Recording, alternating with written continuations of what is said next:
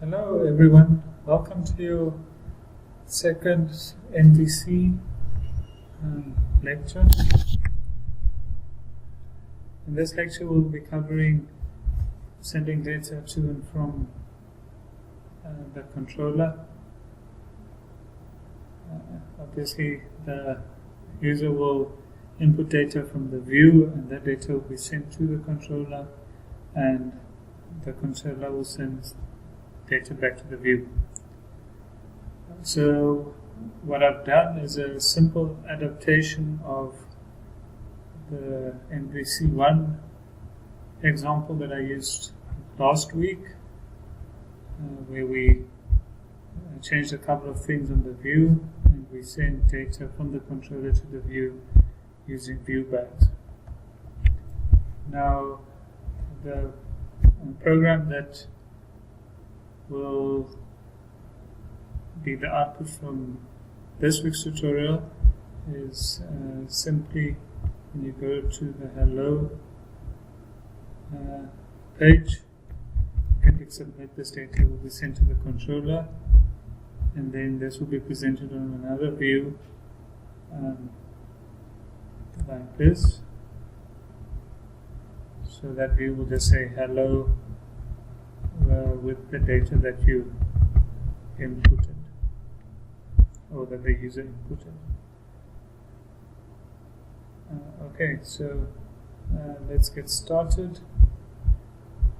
You can open last week's tutorial and this will be the one that we'll be changing.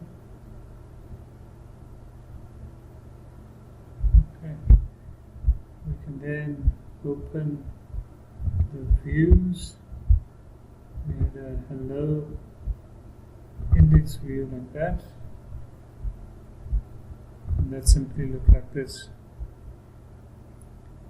So to create a form in MVC, you will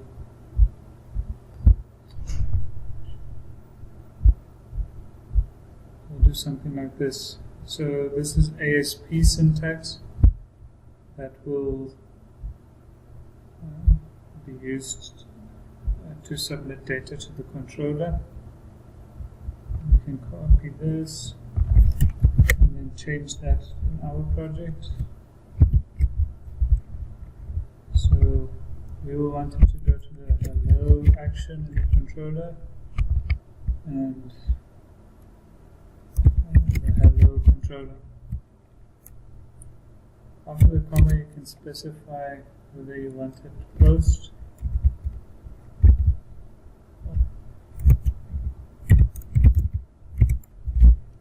we will be doing a post. So for the fields we need, we added a label, then we have input of type text, the name should match the specification, the for attribute of the label, so that should be subname. You can copy all of this, the surname, put it in there, it will change it to sub surname.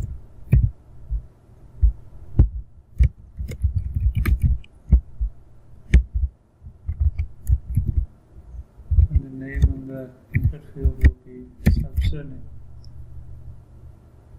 So that is how the view will look on the index page. We run that.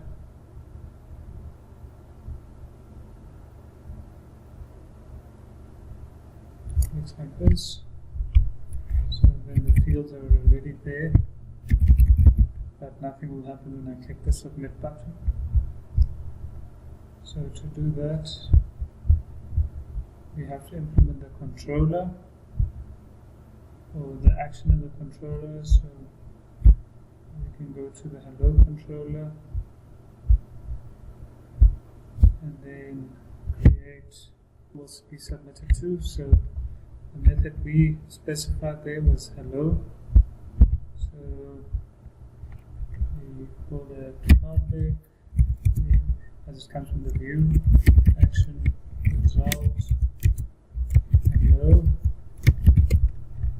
Then you specify the names of the fields that you're expecting, so string, subname, and the other one is sub-surname. Just copy that. String, sub-surname, like that.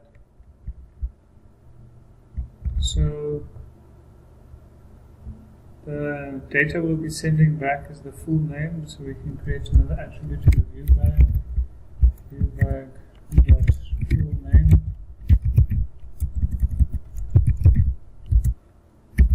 Is equal to, we wanted it to say hello, so we say hello, do some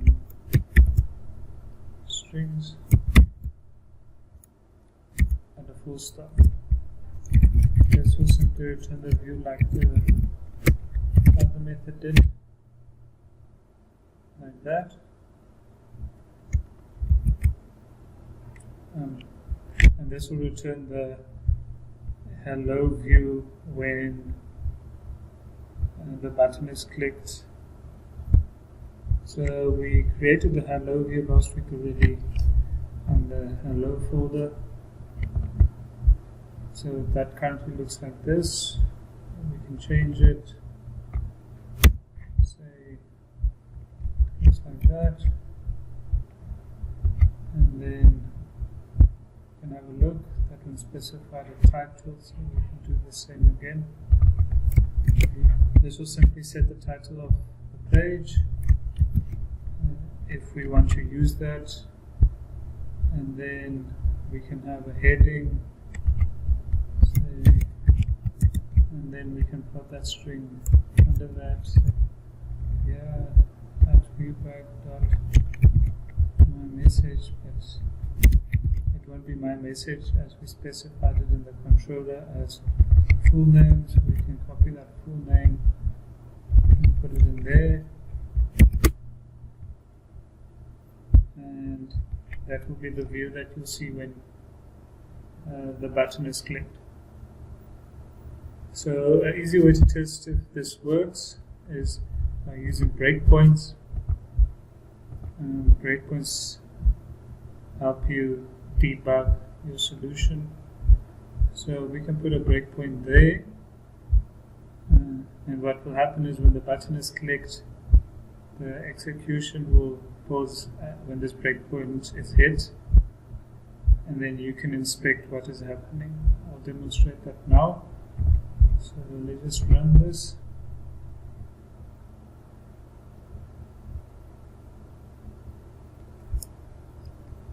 So I'm going to put in a name here.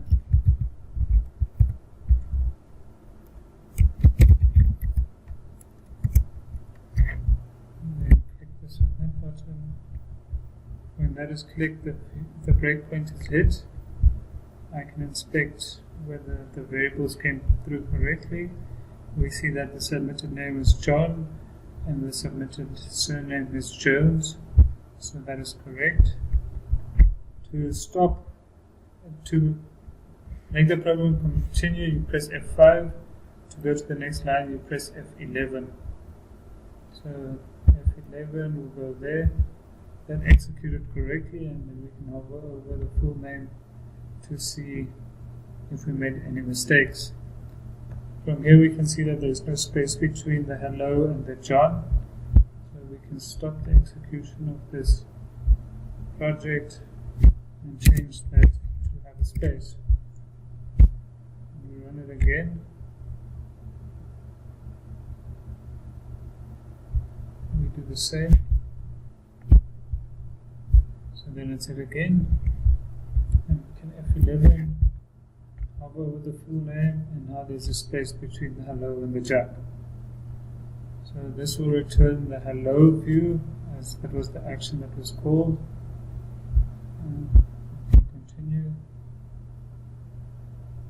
And then we have the view that we created, and it says hello Jack Jones. what we can also do, if you wanted to distinguish between the get and the post method, you can specify that as an annotation before the function. So the function will only be hit if it was called by post form submission or post call from the view. And if you change that to HTTP GET, that will only accept GET calls from the view. This is particularly handy for security. If you want to force the view to only submit data with a post, that's how you do it. And it's also handy if you want to cater differently for posts and gets.